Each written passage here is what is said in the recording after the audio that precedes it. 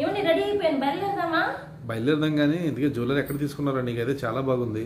బాగుంది కదా. వరం కలెక్షన్స్ అని ఇన్స్టాగ్రామ్ పేజ్ లో తీసుకున్నానండి. ఇదే కాదు, ఇంకొక సెట్ కూడా తీసుకున్నాను. మా ఫ్రెండ్ తీసుకుంది, నాకు చెప్పింది. క్వాలిటీ అయితే సూపర్ గా ఉందండి. నా దగ్గర హోల్సేల్ ప్రైజే.